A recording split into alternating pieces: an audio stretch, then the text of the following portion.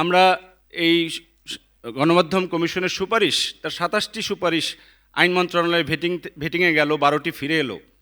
এখন আমাদের বর্তমান যে উপদেষ্টা সৈয়দা রিজওয়ানা হাসান, তিনি যথাসাধ্য চেষ্টা করছেন যে বাকি সময়ে ১২টির বিষয়ে অন্তত একটি দুটি পদক্ষেপ নিয়ে যাওয়া, যাতে পরের সরকার এটা করে। কিন্তু এই যে করা গেল না, কোন অদৃশ্য কোন জিনের আসরে আমি নিজেও পরিষ্কার না। আমাদের হাতে যে জিনিসটা এসেছিল, সাংবাদিকদের হয়রানের যে মামলা, সেই কমিটির আমিও একজন মেম্বার ছিলাম। আমরা অ্যানিমাসলি ওই কমিটির সকলে বলেছি, তথ্য মন্ত্রণালয়ের দায়িত্ব নয় সাংবাদিকের বিরুদ্ধে মামলা সুপারিশ করা, পরিচালনা করা। এটা যদি করবে স্বরাষ্ট্র মন্ত্রণালয়, যদি তাদের হাতে সেই তদন্ত, সেই তথ্য প্রমাণ ইত্যাদি থাকে। ফলে আমরা সেখানেও আমরা একজনের বিরুদ্ধে মানে আমরা কোনো অভিযোগ জানা থাকার পরও আমরা মনে করছি তথ্য মন্ত্রণালয়ের কাজ এটি না। সাংবাদিকতার শেষ জায়গাটা হচ্ছে সেই ভয়েজার কৃত্রিম উপগ্রহের মতো। ৩ দশক আগে তাকে ছেড়ে দেওয়া হয়েছে।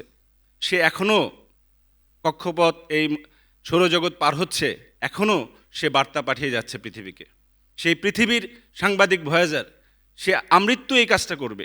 একজন সাংবাদিক যখন একবার সাংবাদিকতা শুরু করেন, তার আসলে মুক্তি নাই। তিনি সরে যেতেও পারেন না। তার মাথার ভেতরে ওই সাংবাদিকতার কাজটা, তার দেখার চোখটা, তার মনটা কাজ করে।